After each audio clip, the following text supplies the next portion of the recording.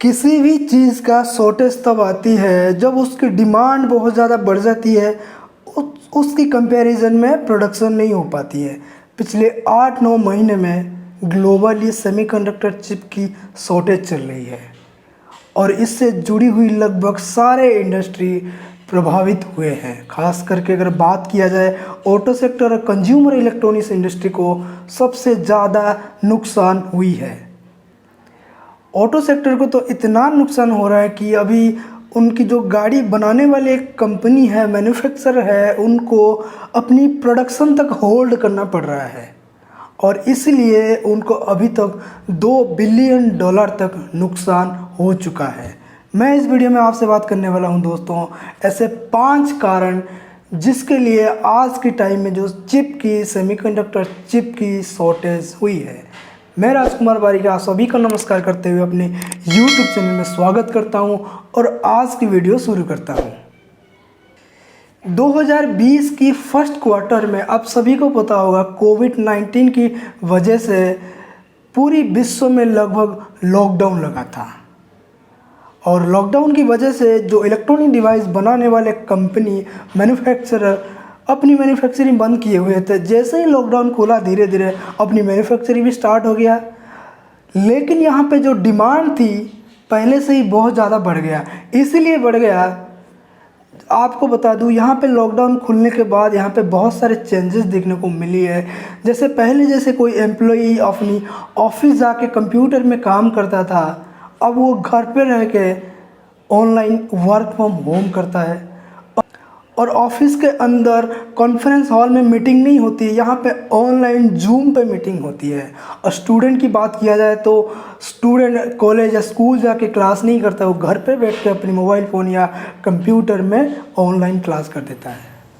तो इसलिए IT hardware की जो प्रोडक्ट है उनकी डिमांड बहुत ज़्यादा बढ़ गई। एक आंकड़ा आपको बता दूं, 2020 में जो नंबर ऑफ़ पर्सनल कंप्यूटर की जो सेल है वो बढ़ के 302 मिलियन हो चुकी थी, जबकि पिछले साल की कंपैरिजन में ये 13% बढ़ी है, ग्रोथ हुई है। जबकि कोई भी साल में अगर 6 या 5% भी ग्रोथ होती है नंबर ऑफ़ कंप्यूटर सेल की, तो उसको बहुत अच्छी मानी जाती है। तो 13% ग्रोथ के हिसाब से जो प्रोडक्शन कंपनी वाली कंपनी है, खास करके जो चिप है, सेमीकंडक्टर चिप है, वो उतने उनके पास इतना कैपेसिटी नहीं था इस डिमांड को पूरा करने के लिए। लेकिन इसके बावजूद भी जो ग्लोबल मैन्युफैक्चरर है, ग्लोबल चिप बनाते हैं, यानी कि जो आप मोबाइल फ़ोन या कंप्यूटर देखते हो उसमें जो भी प्रोसेसर देखने को मिलती है वो गिने चुने 2-3 ऐसे कंपनी होती है, जैसे कि स्नैपड्रैगन हो गया, माफ़ कीजिएगा क्वालकॉम की स्नैपड्रैगन हो गया, इंटेल, मीडियाटेक, AMD, ये सब कंपनी ने क्या किए तो अपनी अपनी जो कॉन्ट्रैक्ट मैन्युफैक्चरर जो फिजिकली जो चिप बनाते हैं, ये लोग डिज़ाइन करते हैं और बनाने वाले जो कंपनी कोई और है जैसे कि TSMC हो गया, उन कंपनियों को बल्क में ऑर्डर दे दिए है डिमांड को देखते हुए ग्लोबली। तो इसकी वजह से शॉर्टेज आ गया। दूसरी कारण मैं ऑटो सेक्टर के बारे में बात करूँगा। देखिए, जब इकोनॉमिक थोड़ी सी स्लो डाउन हुई थी तो यहाँ पे एक्सपर्ट का ये मानना था कि गाड़ियों की थोड़ी सी सेल कम हो जाएगी, इसीलिए जो गाड़ियों के लिए इलेक्ट्रॉनिक डिवाइस मैन्युफैक्चरिंग करते हैं, जो यानी कि गाड़ियों के लिए OEM company, original equipment manufacturer company, जो इलेक्ट्रॉनिक डिवाइस को ना कुछ ज़्यादा मैन्युफैक्चरिंग करके स्टॉक रखे थे, ना उनमें लगने वाली यूज़ होने वाली जो इलेक्ट्रॉनिक चिप है अच्छे से या सही से डिमांड को देखते हुए प्रोक्योर किए। इसके लिए जब डिमांड पूरी फुल कैपेसिटी में डिमांड आया तो ये मैन्युफैक्चरर के पास गए, चिप मैन्युफैक्चरिंग ऑर्डर देने के लिए गए, लेकिन यहाँ पे उनको जो टाइम मिला मैन्युफैक्चरिंग लीड टाइम 25 हफ्ते, जबकि पहले लॉकडाउन से पहले यानी कि कोविड-19 के पहले 12 हफ्ते हुआ करता था।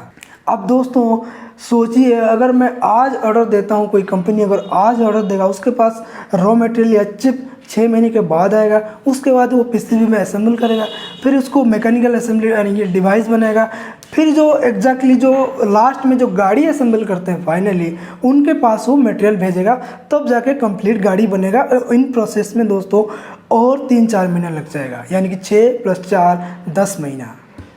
तो इसीलिए अभी प्रोडक्शन डिले हो रही है कारों की। ऑटो सेक्टर में दूसरी पॉइंट ये है कि मैं अगर 20 साल पहले चला जाऊं तो जो एक गाड़ी बनती है, मैन्युफैक्चरिंग कॉस्ट जो आती है, उन कॉस्ट में 18% कॉस्ट होती थी गाड़ी में यूज़ होने वाली इलेक्ट्रॉनिक डिवाइस।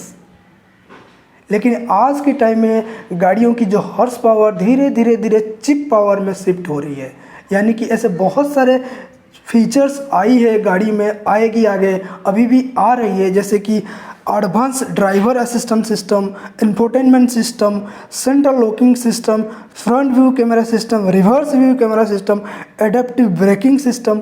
ये सब फीचर्स की वजह से धीरे धीरे इलेक्ट्रॉनिक्स चिप की डिमांड बढ़ रही है गाड़ी में। तो इसलिए अल्टरनेटिवली 2020 में अगर वही मैं इलेक्ट्रॉनिक डिवाइस की मैन्युफैक्चरिंग कॉस्ट की कंपैरिजन करूं तो ये 40% है। 20 साल पहले 18 था, यहाँ पे 40% हो चुका है, और आगे 10 साल में दोस्तों ये 50% हो जाएगा 2030 तक। यानी कि कुल मिला के बात यह है कि चिप यानी कि इलेक्ट्रॉनिक्स चिप धीरे धीरे डिमांड ग्लोबली बढ़ रही है, ये भी एक कारण है। तीसरी कारण है 5G। दोस्तों आज हमारी देश में अभी 4G चल रहा है, लेकिन जैसे चाइना जैसे कंट्री में अभी 5G पूरी तरह अडेप्ट हो चुका है। लेकिन जो एक्सपेक्टेशन था 5G आने का, वो एक्सपेक्टेशन से बहुत जल्दी आ चुका है। हमारे पास बहुत सारे कंट्री में 5G अभी तक आ चुका है, लेकिन जैसे US जैसे बड़े बड़े कंपनी में वही कारण चिप की शॉर्टेज की वजह से अभी पूरी तरह 5G आई नहीं है। दोस्तों इमेजिन कीजिए अगर पूरी कंट्री को पूरी 5G अडॉप्ट करना होगा, यानी कि एक मोबाइल नेटवर्क को एक जनरेशन से दूसरे जनरेशन में शिफ्ट होना है, तो यहाँ पे बहुत सारे हार्डवेयर की ज़रूरत पड़ती है।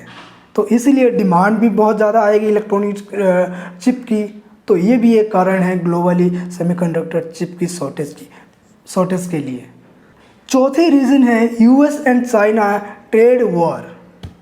दोस्तों इसी ट्रेड वॉर की वजह से यहाँ पे बहुत सारे जो चाइनीज़ कंपनी है US में अपनी बिज़नेस करते थे, इलेक्ट्रॉनिक बिज़नेस करते थे, यानी कि जैसे हुआवे जैसे कंपनी है, तो यहाँ पे उनको US की सिक्योरिटी के रीज़न की वजह से बिल्कुल सैंक्शन लगा दिया गया, बैन लगा दिया गया, बिल्कुल US से बाहर कर दिया गया। लेकिन जो डिमांड है पहले से US में, उनको पूरा करने के लिए किसी और कंपनी के पास गया है। तो पहले से जो कंपनी चिप के लिए शॉर्टेज चल रही थी, तो उसके पास और ओवरलोडेड वो हो चुका है। फिफ्थ रीज़न है जापान में एक चिप फैक्ट्री में आग लग जाना। दोस्तों ये जो कारण है ऑटो सेक्टर की आज की जो हालत है, सबसे जिम्मेदार ये वाला कारण है। क्योंकि जो दोस्तों आपको बता दूं, जो कंपोनेंट्स गाड़ी के लिए यूज़ होती है, गाड़ियों की इलेक्ट्रॉनिक डिवाइस में यूज़ होती है, उसको कहते हैं ऑटोमेटिव ग्रेड कंपोनेंट्स। जो लैपटॉप और ऐसे कमर्शियल डिवाइस में यूज़ होती है, उसको कहते हैं ऑटो कमर्शियल ग्रेड। तो जो ग्लोबली ऑटोमेटिव ग्रेड की कंपोनेंट चिप बनाने वाले फैक्ट्रियां ज़्यादा से ज़्यादा आपको जापान में मिलेगा। जापान में एक कंपनी है रिनासिस नाम के, पूरी ग्लोबली जितने भी चिप ऑटोमेटिव ग्रेड की बनती है उसकी हिस्सा 30% है। तो आप इमेजिन कीजिए मार्च के महीने में उसी फैक्ट्री में आग लग जाता है। आग लगने की वजह से यहाँ पे 2-3 ऐसे प्रोडक्शन यूनिट है, वो पूरी तरह डैमेज हो जाती है। तो इसीलिए अपनी फुली कैपेसिटी में अभी भी प्रोडक्शन नहीं हो रही है। इसकी वजह से सबसे ज़्यादा नुकसान ऑटो सेक्टर की हो रही है। दोस्तों उम्मीद करता हूँ ये वीडियो आपको अच्छा लगा। अगर अच्छा लगा तो लाइक कीजिए, नहीं अच्छा लगा तो डिसलाइक कीजिए, और आपकी कोई अगर सुझाव है नीचे कमेंट कीजिए। फिलहाल इस वीडियो में इतना ही, मिलते हैं अगले वीडियो में। नमस्कार।